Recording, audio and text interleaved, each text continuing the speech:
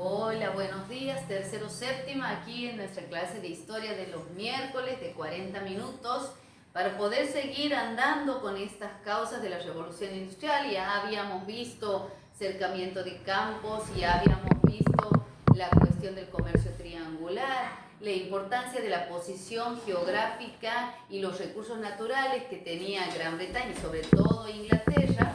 Y hemos visto también cómo, aunque pareciera que no tuviera conexión, la cuestión política incidió muchísimo en que se pudiera producir el proceso. Nos queda la cuestión ideológica que nosotros hemos visto en las primeras clases, que ningún hecho histórico se produce porque sí, siempre hay intereses que mueven a los actores sociales, ya sean individuales o colectivos, para que se gesten o se den esos hechos y procesos.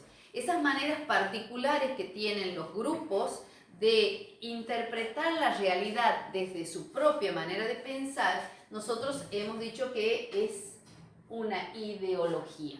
Es absolutamente una mirada particular de un sector, vuelvo a repetir, con el cual, con ese conjunto de ideas, pretende analizar la realidad que lo circunda. Y en este punto, dos son ideologías que van a marcar las causas del proceso de la revolución industrial. Una, en realidad, más que una ideología, es un sistema de organización económica que es el capitalismo, que ya hemos visto y tenemos nuestra definición al comienzo. Ahora nos vamos a centrar en el liberalismo, una doctrina que sencillamente, si uno la quiere definir sencillamente, si ven el origen de la palabra, habla de la libertad, es decir, es esta ideología que sostiene que el hombre debe gozar de todas las libertades inherentes a su condición humana. El liberalismo, que va a nacer como ideología en Inglaterra, va a llegar a su máxima esplendor en 1688, en donde una revolución triunfa e instala en el gobierno una monarquía parlamentaria que veíamos en la clase anterior. Por eso, aquí cuando vemos en el esquema la cuestión del liberalismo, vamos a ver dos vertientes.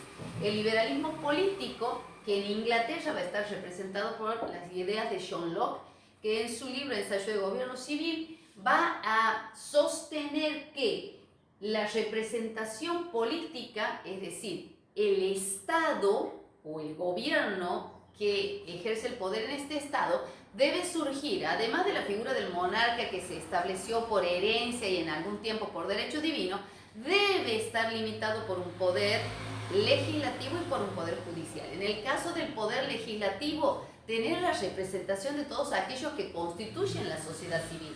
Pero hay que destacar que para John Locke, esa sociedad civil va a ser como restringida, porque solamente van a tener acceso a la representación política aquellos que tienen determinada clase social o determinado ingreso económico. Entonces, ese sector nosotros hemos visto que está representado por la Cámara de los Lores y por la Cámara de los Comunes. O sea, la idea de libertad y la posibilidad de entrar a ejercer algún cargo dentro del gobierno es lo que John Locke va a sostener como idea principal en su ideología. Por el otro lado, en la parte económica, que va a incidir también muchísimo en la revolución industrial, tenemos a dos pensadores, Adam Smith y David Ricardo. Los dos van a ser como los pilares de las modificaciones económicas que luego va a traer la revolución. Por un lado, Adam Smith es autor de un libro que se llama La riqueza de las naciones. En ese libro está la ideología de Adam Smith y del sector de los liberales. Por un lado, va a sostener que la riqueza justamente de una nación está en el trabajo y que de el ejercicio de ese trabajo, la actividad que mayor beneficio va a otorgar a un Estado es el comercio. Pero en esa actividad, el Estado, gobierno, cámara, rey, no pueden ejercer ningún control. Por eso habla de la no intervención del Estado. El gobierno no debe imponer precios máximos y precios mínimos para manejar el comercio, dice Adam Smith. ¿Por qué? Porque el comercio se regula solo, dice Adam Smith, por la mano invisible. ¿Y qué es la mano invisible? Para nuestros tiempos, y ustedes que están en economía lo van a tener que saber, esa mano invisible es la famosa ley de oferta y demanda. En algún punto en las clases conversamos que cuando algo está de moda, ¿qué es lo que le pasa al precio? Aumenta, ¿sí? Porque la demanda aumenta, el precio va a aumentar. Ahora, cuando no hay demanda, ¿qué le pasa al producto? Y su precio baja. ¿Por qué? Y porque el comerciante lo quiere vender porque terminó la estación, terminó la promoción y no quiere quedarse con dinero parado, digamos, con mercadería que implica dinero que para él no es una ganancia. Entonces la mano invisible de Adam Smith es para nosotros la ley de oferta y demanda que hace que el mercado se regule solo. Por otro lado tenemos la idea de don David Ricardo. ¿Cuál es el aporte de David Ricardo? Es esta teoría de las ventajas comparativas. ¿Qué decía David Ricardo? Bueno, miren, si un país es apto para producir una cosa porque tiene la materia prima, tiene el combustible, ¿por qué se va a esforzar en producir otra cosa que le va a llevar mayor cantidad de inversión? Paso a dar un ejemplo, el que daba David Ricardo. Por ejemplo, en Inglaterra, que tenemos un clima preponderantemente frío, lluvioso, no es imposible producir uvas para hacer vinos. Pero para producir uva, que necesitamos un clima seco y cálido, debo crear un invernadero, supongamos. Entonces ahí yo tengo que invertir dinero en crear ese invernadero para, digamos, crear a la vez un microclima que no existe. Entonces me demanda mayor inversión. Cuando el vino sea producido, va a tener un costo alto.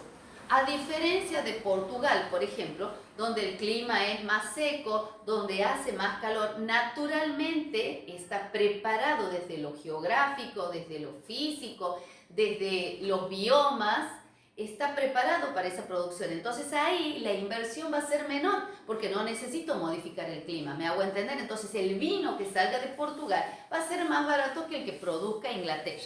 Y en el mercado, por supuesto, la gente va a comprar el que tiene mejor precio y menor precio. Entonces, frente a esto decía Adam Smith, por eso teoría de las ventajas comparativas. Cada país debe producir en función de lo que está preparado, desde las condiciones físicas, de clima, de bioma, de flora y de fauna. Entonces ese producto naturalmente surgido va a tener un costo menor que otro y por lo tanto va a ser fácilmente colocable en el mercado. Esto que parece ser un poquito más complejo, ustedes van a tener que ver varias veces el video para ir entendiendo, pero tienen algo más concreto en la página 47 del libro y cualquier cosa ustedes pueden consultar a Wikipedia. ¿Cuál es la tarea concreta? A este esquema, transformarlo en un texto explicativo y a estas ideas de Adam Smith ir explicándolas, tomando lo que yo digo, lo que leen en la página 47 y lo que puedan encontrar en Wikipedia para que tengamos una idea de que este liberalismo fue uno de los principales motores de la revolución industrial. Bueno, quédense en la casa, hagan la tarea, nos vemos el viernes. Chao.